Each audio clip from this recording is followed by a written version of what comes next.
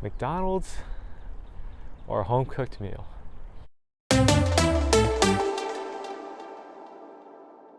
Yo, what's up?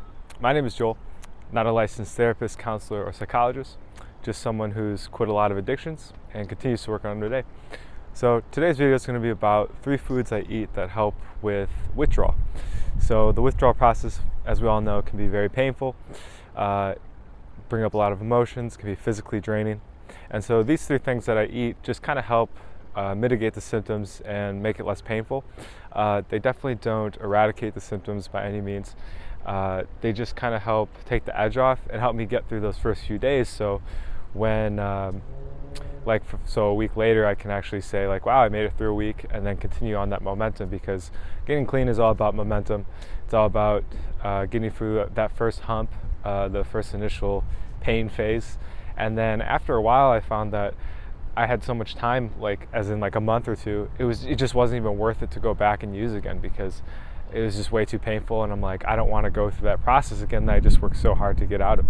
So my number 1 food of all time to eat to help me reduce withdrawal symptoms is going to be kale. Why kale? Well, kale has a vitamin in it called magnesium, and magnesium really helps reduce stress, anxiety, tension, and I hold a lot of that just naturally. So having something that can just help reduce that and kind of take that over with calm, feel-good chemicals is just so key. And especially initially in that withdrawal stage, when my anxiety is extra high, it's just really important that I can stay as calm and grounded as possible. So with kale anyway, something else that's great about it is it's alive. And what does that mean, it's alive? Well, before getting clean, before ever starting addiction recovery or whatever, I would just eat like shit all the time. Go out to eat 3 times a day. I would maybe cook once a week. And so my diet was absolutely full of processed food. I would eat like crap. I would feel like crap. And once I started eating foods that had life in them, foods that were fresh, that were still green, I just started to feel healthy, because it's almost like that life force was being transferred from the vegetable into me, instead of this dead animal or this dead cut up cheeseburger that was becoming part of me. Now I was actually taking on fresh live foods, and this just made a huge difference. It's just the way I saw the world. Like, stuff didn't feel so gray anymore, so dismal and depressing. It just kind of started to feel alive, and things that I didn't even notice before just started to pop, like trees, the water. I never cared about water. I thought it was just like, we went camping a lot as a kid, and I thought it was just so boring, because all I wanted to do was be in front of my screen, or just like in a hotel or something. And so I'd get really frustrated when we'd be out camping. And now I just see I did really miss out on a really large opportunity to get in touch with life and nature and stuff. And so now this is my second chance. And today we're out here in the beautiful nature. We got some people over, some animals, some live animals over there. And yeah, we're gonna try to switch it up a little bit from my apartment. I like to be in my apartment. It's my comfort zone. I got my computer there, my screens, and just being out here is just so much, it's just so much different. So that's number 1, with a little tangent there. Gonna go back to the food here.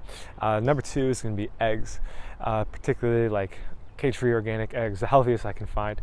Again, because I'm an all or nothing person, and I'm like, if I'm gonna start eating healthy, I'm gonna eat super healthy. I'm not gonna just, keep it low key here. I'm gonna go all in. Maybe it's kind of the black or white thinking playing to my favor a little bit. I work on trying to let that go as much as possible. With food though, I'm gonna go all in on eating healthy.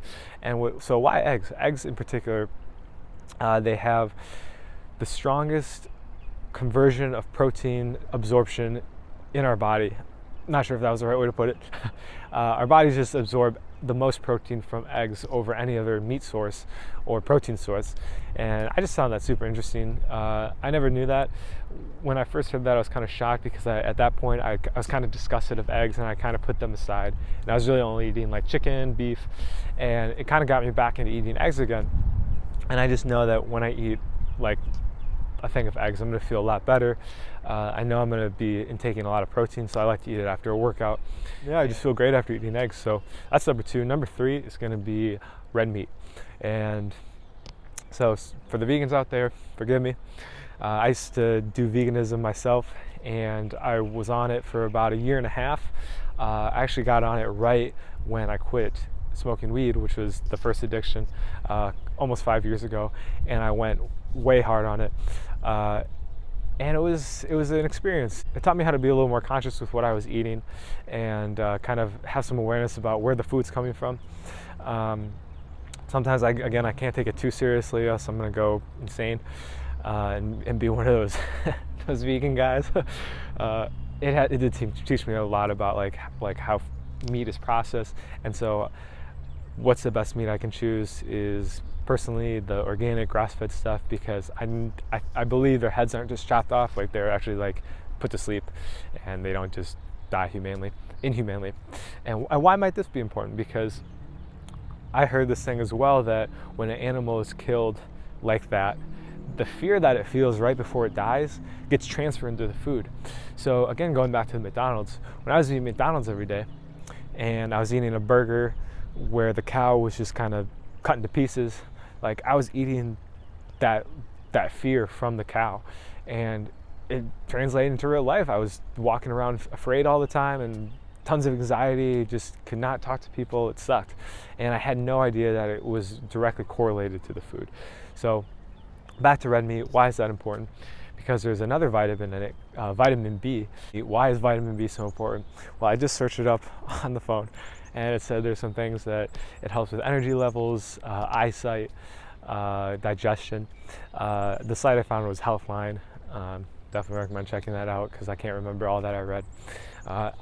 All I know though is as soon as I started eating red meat again, I felt a lot better. I just felt like I had some, like a little in my step again. Before I was just kind of like, it was just like I was so light and loose and fairy, just floating around the world, that I just couldn't get like a hold of anything. And as soon as I started eating red meat, I felt a lot better. So today, I continue to eat red meat. I love it. I do it with like the sugar-free ketchup that's amazing by like Primal Kitchen, and yeah, I eat it often, sometimes every day. It's just so good. Helps me build muscle as well. So there's a lot of different benefits besides just the addiction recovery part. Anyway, that's all today. Thank you guys so much for tuning in. Look forward to talking about more videos to come, and talk to you next one. Peace.